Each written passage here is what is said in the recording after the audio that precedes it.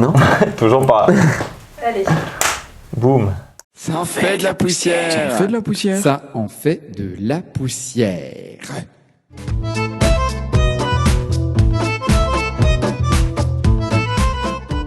Bonjour, Jonas Schlagowski, bonjour. Bonjour. Bienvenue sur la chaîne de Théalingua. Bonjour Damien. On fait une émission qui s'appelle Ça en fait de la poussière. Et on essaye de s'intéresser à la vie du théâtre, à ce qui se passe effectivement dans la tête des comédiens, des metteurs en scène, comment ils travaillent et comment ils perfectionnent leur art. Voilà. Est-ce que, Jonas, tu peux te présenter succinctement? On se connaît déjà un peu, mais pour tous les gens là... Succinctement, je sais pas, mais bon. Bonjour, Jonas Schlagowski. J'ai 34 ans, je viens de la mer du Nord, de l'Allemagne. Okay. J'ai passé une année scolaire en France, en seconde. Et donc après, tu parles français couramment maintenant? Oui. Parce que tu as passé une année scolaire en seconde? France, et j'ai jamais arrêté d'apprendre. Ah ok, tu me rassures. Donc ça fait plus que 15 ans que j'apprends le français. Donc ça, ensuite, après l'école, après le bac, je suis allé à Francfort pour faire mes études dans un conservatoire d'art dramatique. Ok. Ensuite, j'ai été à Saarbrück, au Staatstheater, pendant une année, et ensuite 6 ans à Weimar, au Théâtre National, et où j'ai pu jouer un peu tous les classiques qu'il y a. J'ai commencé à jouer dans une compagnie théâtrale européenne internationale qui s'appelle la Couleur Compagnie. Et aussi j'ai fait une pièce, et après je m'arrête, que j'ai joué dans les classes. Et j'ai fait plus que 170 représentations. C'était une pièce pour sensibiliser les jeunes au racisme, où j'ai joué un jeune garçon qui s'est perdu dans le milieu des extrêmes droits. Okay. Et à la fin, c'était la grande catastrophe. Son meilleur ami s'est fait battu et il regrette, il sort du milieu, il revient dans sa classe, il raconte l'histoire avec les jeunes. Donc c'est-à-dire que la situation dans la pièce, c'était vraiment la situation dans la classe, dans la salle de classe. Donc j'ai parlé avec les jeunes déjà pendant 1 heure, pendant le spectacle avec les jeunes dans le personnage. Ensuite, avec un pédagogue, j'ai discuté encore une demi-heure avec des jeunes. Et c'est là aussi où mon chemin pédagogique a commencé un peu. Et là, ça fait aussi presque une année, je pense, qu'on travaille ici à Théalingua. Donc tu te définis comme à la fois acteur et pédagogue de théâtre avec les enfants. Ouais. Aussi bien sur des interventions scolaires comme ça, sur des notions sur l'antiracisme et aussi sur l'apprentissage des langues. Ouais. Et si j'ai besoin d'un peu d'argent de poche, je fais aussi des cours particuliers de français. C'est vrai? Oui. Très bien. Ouais, pendant la pandémie, ouais. Ok, très bien, super. Alors, première question, comment t'es venu le fait de faire du théâtre? C'est venu un chemin assez classique. C'était donc à l'école. Donc en Allemagne, tu peux choisir entre art dessiné, la musique, ou bien à la Oberstufe, c'est-à-dire la seconde, tu peux choisir. Qui correspond au lycée. Voilà, exact. Ouais. Tu peux choisir entre les 3 trucs. Ouais. Et le 3e truc, c'était du théâtre. Donc j'y suis allé et je suis tombé sur un professeur très engagé. Liebe Grüße, lieber Jens. Et c'est lui qui a dit, mais je me rappelle, on a fait un premier impro, c'était dans un bus et je sais pas, il m'a dit, toi t'es comique et tu rentres dans l'Espagne et voilà. Et je me rappelle de cette impro et après il m'a dit, mais... La première impro que tu as fait? Ouais. Okay. Et là il m'a dit, mais Jonas, est-ce que tu as déjà fait du théâtre? Je dis non, pas du tout. Et il me disait, ouais, t'es vachement talentueux, il faut que tu viennes dans mon club de théâtre. Donc ensuite, j'ai eu un rôle principal dans le club de théâtre. Et c'est ce prof-là aussi qui m'a dit, Jonas, en fait, tu sais, je ne sais pas ce que tu veux faire après le bac, mais ça peut s'apprendre, c'est des études. Tu peux aller dans un conservatoire.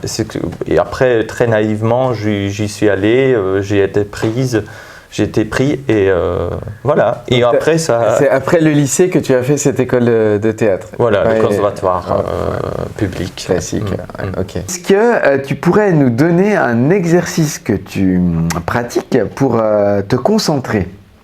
Alors pour moi-même, ce que je fais, des fois, pas toujours, pour être honnête, mais c'est de méditer.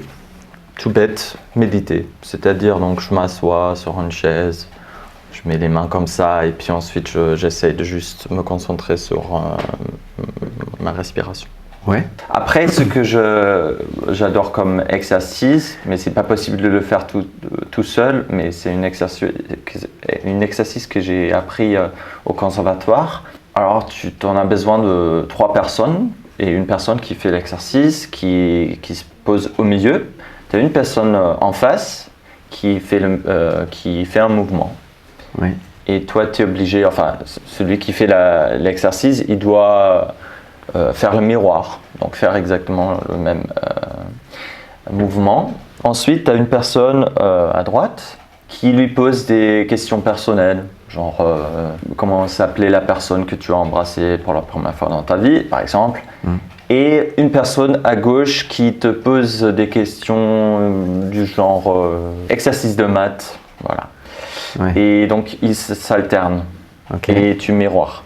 Et donc tu as des choses très pratiques, tu as des choses qui rentrent dans ton personnel et le corps. Des choses physiques. C'est un exercice que je devrais faire des pros tout le temps en fait, parce que c'est exactement ça le théâtre, de faire plusieurs choses en même temps, d'être là, de ne penser à plus rien d'autre et de se concentrer. Est-ce que tu pourrais nous donner un exercice pour t'échauffer?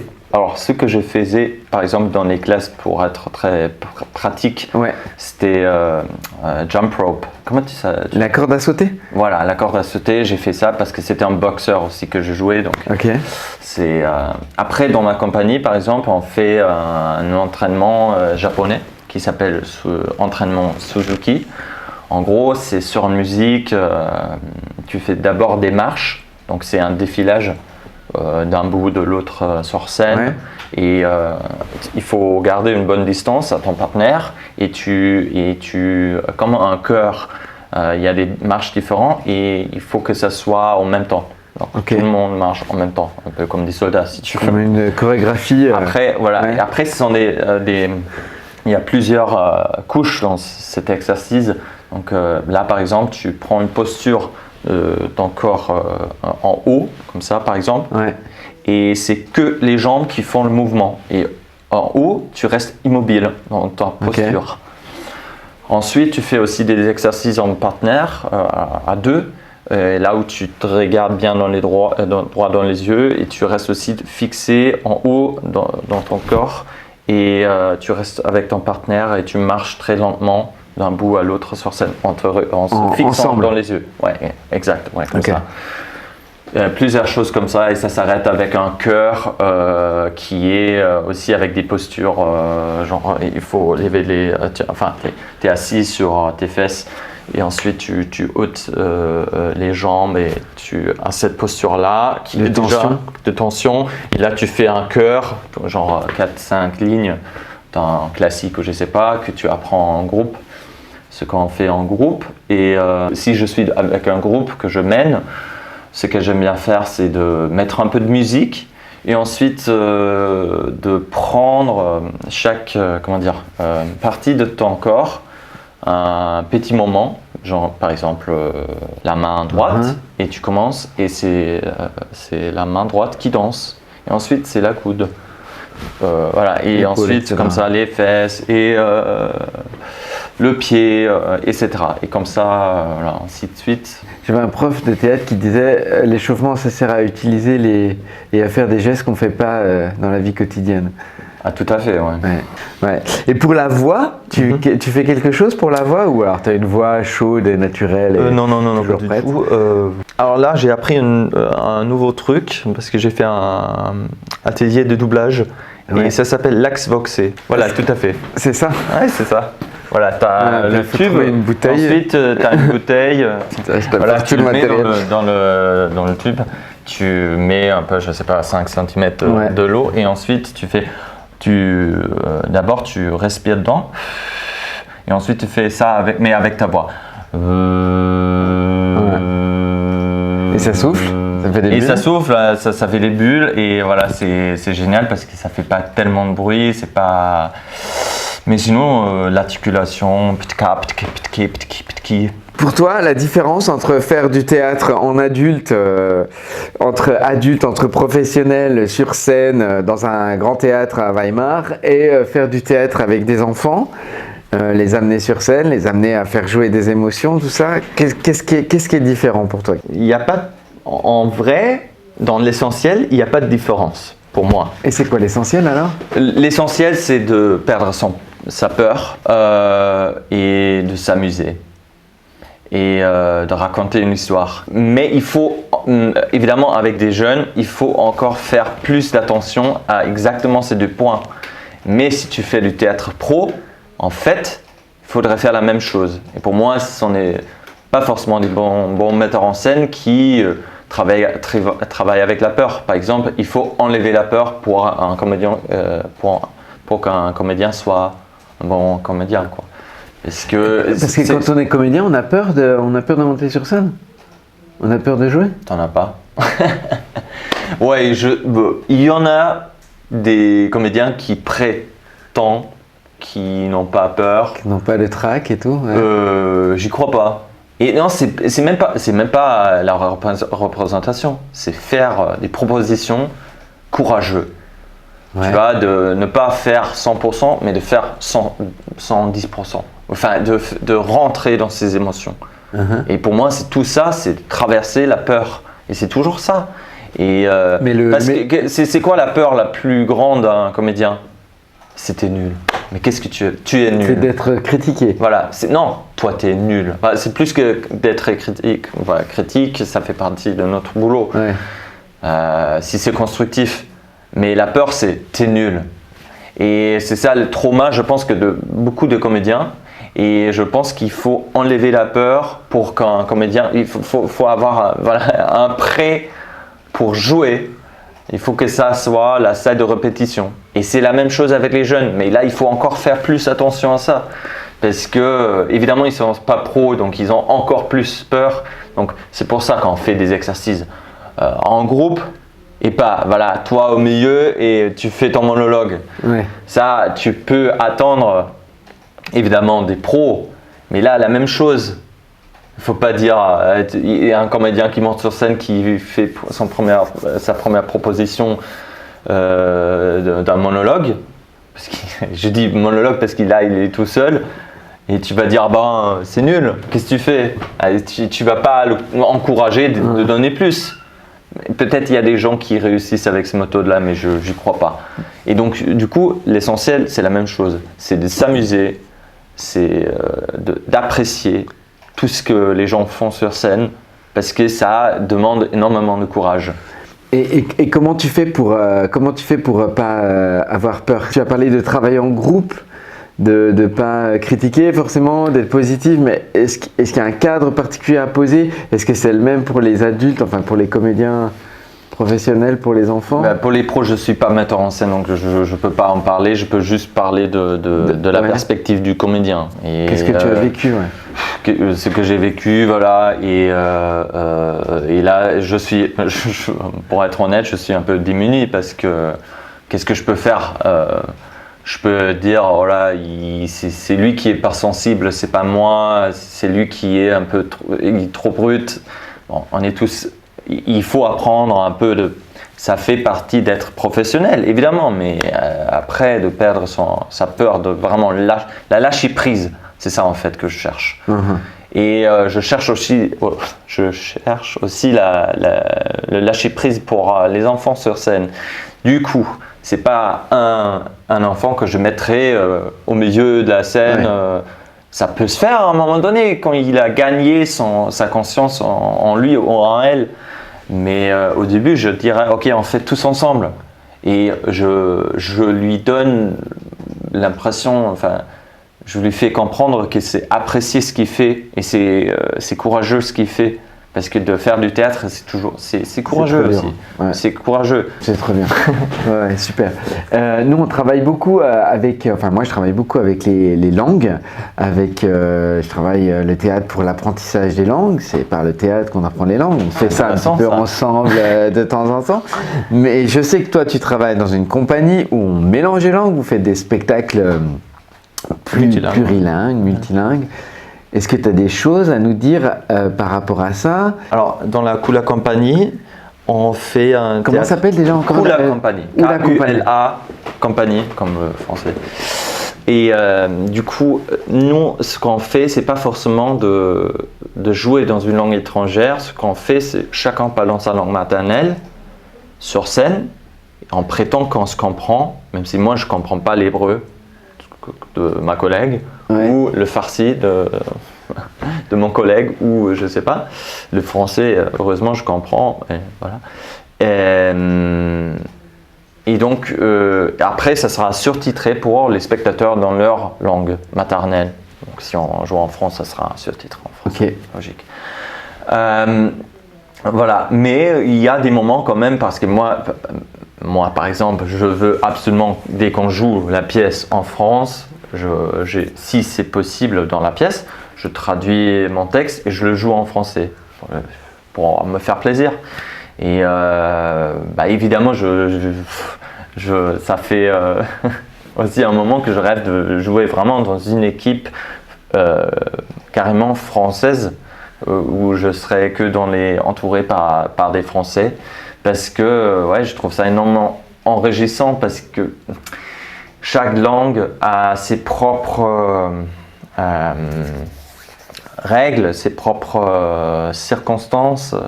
Par exemple, l'allemand, assez souvent, la phrase s'arrête avec la verbe. Oui. Et du coup, tu lances, l'accent sera toujours à la fin de la phrase. Oui. En français, tu as plus le climax au milieu de la phrase. Donc c'est très différent. Enfin, c'est une manière. Donc du coup, la manière de jouer, c'est aussi différent. La manière de jouer dépend de la langue dans laquelle on joue. Tout à fait, parce que chaque langue, c'est une autre façon de penser aussi. Et en français, qu'est-ce qui se passe quand tu joues en français? Qu'est-ce qui se passe dans le corps, dans la tête, quand tu te mets à jouer dans la langue étrangère? Peut-être je suis plus conscient des mots. Quand je parle français, c'est une langue que j'ai appris. Ouais. Et c'est-à-dire, c'est aussi, c'est pas quelque chose que j'ai appris quand j'étais tout petit, mais quand j'étais adolescent ou même plus âgé.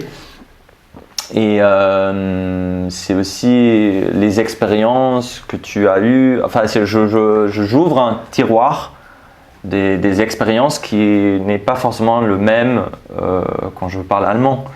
Et ça joue avec. Et je crois que je suis plus. Comme j'ai appris cette langue, ça ne veut pas dire que je traduis tout ce que je dis quand je parle français en allemand. Ça ne veut pas dire ça, mais je veux dire parce que j'ai appris la langue. Je suis peut-être un peu plus conscient des mots que j'utilise, que je dis. Et est-ce que tu as l'impression que ton corps il est différent quand tu parles français ou quand tu joues en français? Oui. J'ai l'impression que tout le monde d'ailleurs a une personnalité un peu différente dès qu'il parle une autre langue. Voilà, c'est ce que je disais avant, c'est la façon de penser dépend aussi de la langue que c'est pour ça que chaque fois que tu apprends une nouvelle langue, il y a tout un horizon qui s'ouvre. Un horizon culturel. Ouais. Tout à fait. Ouais. Ouais. Et c'est ça qui m'apporte le plus d'ailleurs, en apprenant les langues et en faisant du théâtre multilingual. C'est ça? Multilingue, ouais. Multilingue, merci. Mais c'est surtout multiculturel. Et c'est l'échange culturel que j'apprécie vachement. J'ai une anecdote que j'aimerais bien partager, c'est de ma compagnie, la Kula Company. Donc c'était sur un projet, on avait fait un projet sur Jeanne d'Arc, Ouais. Johanna von Orléans. de Schiller. Et il y a aussi une histoire de Malalai en Afghanistan qui rassemble vachement cette mythe. Donc on avait un peu le côté allemand, le côté français, le côté afghan là-dedans. Et en fait, le premier impro que le metteur en scène nous a demandé de faire, c'était de jouer les endroits de la pièce. Ouais. Hein, tu vois. Donc aussi une belle exercice qu'on pourrait faire avec les jeunes. Jouer les lieux, parce que ça se joue en groupe évidemment. On a fait plusieurs trucs, on a commencé avec le pré avec les moutons de Jeanne d'Arc, etc. Et ensuite, Oui, c'est très cliché, ouais. c'est très cliché, Ouais. mais à la fin, en fait, on a fait le rôle principal, c'était son chien. Donc le chien de Jeanne d'Arc et qui traverse tous les endroits de la pièce. Donc à la fin, c'était le champ de bataille avec tous les corps Des morts. soldats, ouais. Et c'était le chien qui passait d'un corps à l'autre pour retrouver Jeanne d'Arc. Donc on a fait ça dans un groupe de 5 comédiens mixtes, c'est-à-dire il y avait des Français, des Allemands et des Afghans. Et voilà, on avait présenté ça entre nous, cette impro, et tout le monde était plus ou moins d'accord que c'était une belle impro. Et voilà, et moi je me suis dit, ok, il n'y a pas trop de différence en fait. Dans le jeu, on est tous pareils. Si on vient de l'Afghanistan, eux, ils ont vécu la guerre, nous, on vient d'Europe, mais le jeu, ça réunit. Il y a une petite différence comment on joue, mais bon, c'est pas. Et là, tout d'un coup, il y a un collègue afghan qui disait ouais, bah moi, je sais pas, mes collègues d'Afghanistan, ils vont se rappeler quand nous étions jeunes. Quand les Russes ont occupé l'Afghanistan, il y avait tellement de corps dans les rues qu'il y avait des chiens qui ont mangé les corps. Ok. Et là, ça m'a fait... Et je me suis dit, putain, mais nous on joue du théâtre ensemble, on a l'impression qu'on a... Le même vécu. Ouais. Non, pas le même vécu évidemment, mais on a la même fantaisie, la même façon de jouer. Ou enfin, on trouve un jeu commun, mais les expériences derrière... Ouais. C'est complètement autre chose. Et c'est ça qui est évidemment dans cette compagnie très enrichissant de s'échanger avec ces expériences très, très particulières, très différentes. Il y a un exercice comme ça pour nourrir l'imaginaire qui consiste à donner une image qui est presque banale. Donc ça pourrait être ça, hein, Jeanne d'Arc dans son champ, quoi, avec ses moutons. Et puis on passe quelques minutes à essayer de trouver à quoi ça nous fait penser. Et après on partage. Et on est 15.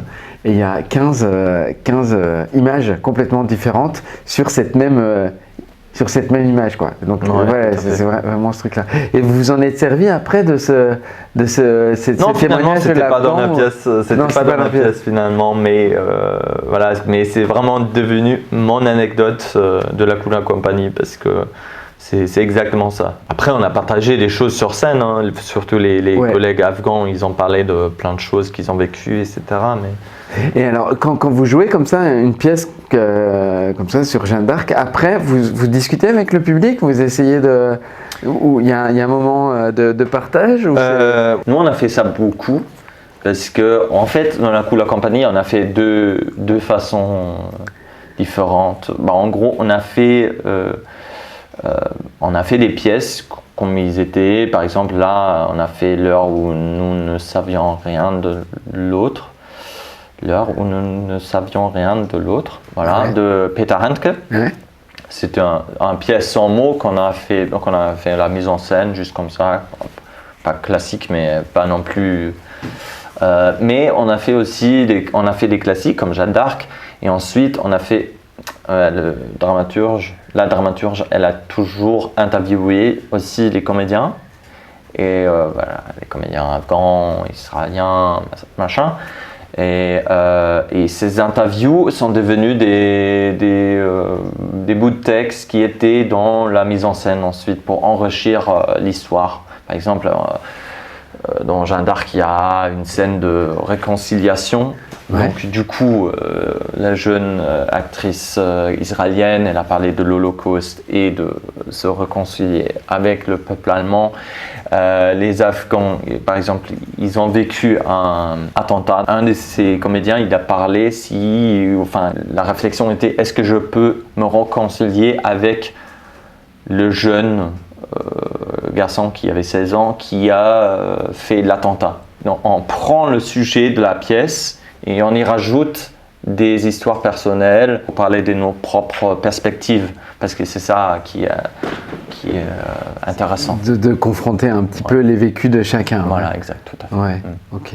Jonas, quand on travaille avec toi, aussi bien en tant que comédien, parce qu'on travaille avec toi sur un projet qu'on est comédien, aussi bien en tant que participant à un projet pédagogique que tu vas faire une journée quelque part avec des jeunes, ou tu vas faire cette pièce contre le racisme. D'après toi, quand on travaille avec toi, qu'est-ce qui se passe? Qu'est-ce qu'on apprend? Qu'est-ce que tu transmets? Toi, Jonas, avec ton vécu? Après, les objectifs qui sont de toute façon dans les ateliers de Tia Lingua, c'est-à-dire d'apprendre une langue à partir du théâtre, évidemment. La création, ouais. Donc, on apprendra un peu d'allemand ou français, évidemment. Et on apprendra, j'espère aussi, les outils du théâtre, c'est-à-dire les marches différentes, comment on peut travailler avec la voix, les émotions, tout ça, aussi, qu'est-ce qui est, pour moi, très important toujours dans le travail, c'est la situation. Stanislavski en gros, c'est-à-dire d'où vient le personnage, où il va aller, pourquoi il fait ça, c'est quoi son intention, il est quelle heure, on est où, c'est quoi l'endroit, etc. Donc si on est très clair dans le fantasy, on a la possibilité de vraiment rentrer dans la situation et aussi dans le personnage. Donc si on connaît toutes ces questions, les réponses aux questions, donc, à ces questions. Ça veut dire qu'on prend du temps pour éclaircir qui on est, d'où on vient, quel âge on a, etc. Donc, si je travaille avec des jeunes, on n'a pas. C'est ça pour moi très important en travaillant comme pro. Après, quand je vais raccourcir le truc, que si je travaille avec des jeunes, je veux qu'ils rentrent sur scène. Ouais. Mais dès qu'il y a un problème, un truc qui bug, il faut enrichir, merci, le fantasy, et c'est surtout ces questions-là de la situation. Et ensuite, mais ce qui est vraiment le plus important pour moi, ce que je disais avant aussi, c'est l'amusement et la peur, enfin de lâcher la peur, de débarrasser la peur, moi je veux pas que tous les élèves avec lesquels je travaille qui deviennent des comédiens, mais c'est que j'aimerais, et c'est pour ça que je trouve ça très très important de faire du théâtre, c'est déjà de faire quelque chose ensemble. Pour moi le théâtre, il y a des monologues, mais bon bref, on s'en fout. C'est de travailler ensemble et de gagner un peu de conscience en toi-même, parce que c'est toujours demandé dans la vie, je pourrais aller jusqu'au courage civil, c'est de ôter sa voix, de dire ok moi je suis pas d'accord, ou de s'exprimer son opinion, de parler devant les gens. Ça on peut apprendre en faisant du théâtre. D'abord tu as le masque du personnage, mais à un moment donné tu peux parler aussi toi comme Damien, de dire moi je suis pas d'accord, ou je suis d'accord, ou ça c'est voilà. J'ai l'impression que les bons acteurs et les acteurs qui arrivent à définir un personnage clair et sympathique et précis, ils sortent pas de leur rôle, et que tu les vois en fait comme quand tu joues au cinéma, tu vois, tu as quelqu'un qui joue son rôle, ça cut, mais il sort pas, il est encore là.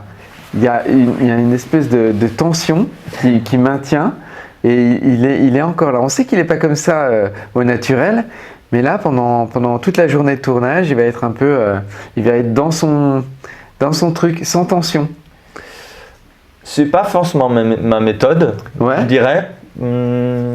Non, en Allemagne, on a un peu les deux traditions. Vas-y. L'Allemagne était occupée par les Américains, par les Russes. Oui. Donc, c'est-à-dire que voilà, l'Allemagne de l'Est, RDA, toute cette tradition-là, ça vient plus de Brecht, de Stanislavski, etc. Donc, et du côté l'Ouest, c'est Lee Strasberg, etc. Donc, les Américains. Eux, ils travaillent plus avec les émotions. C'est très raccourci de dire ça, mais plus avec leurs émotions personnelles et tout ça. Les Américains. Ouais. Sense memory. Donc c'est exactement rappeler, ce que se rappeler ce qu'on a vécu pour le remettre sur scène après. Le canari qui est mort quand tu avais 5 ans, tu te rappelles, donc ça te fait pleurer.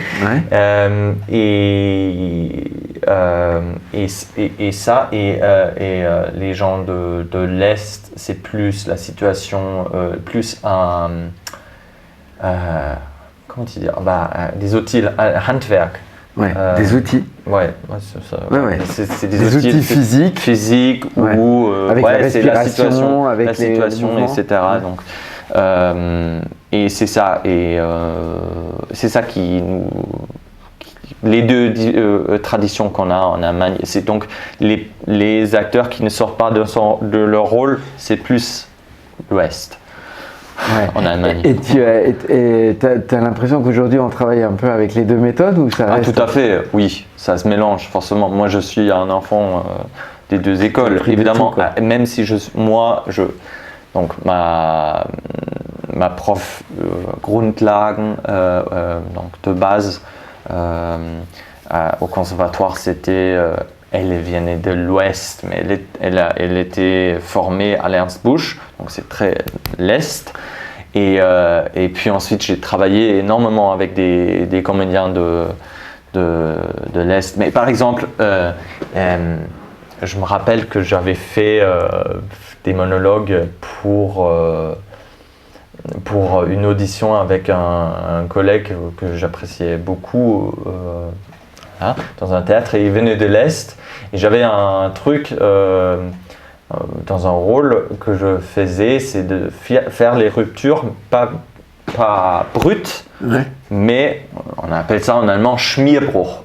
C'est-à-dire tu rentres dans l'autre intention très fluide et pas triste, heureux. Voilà, bouf bouf. Et là il me disait non, ça marche pas. Non, il faut. Non, c'est soit l'un, soit l'autre. La perception que tu sois fou, ça se fait juste si tu fais la rupture brute. Il faut. Là, ça marche.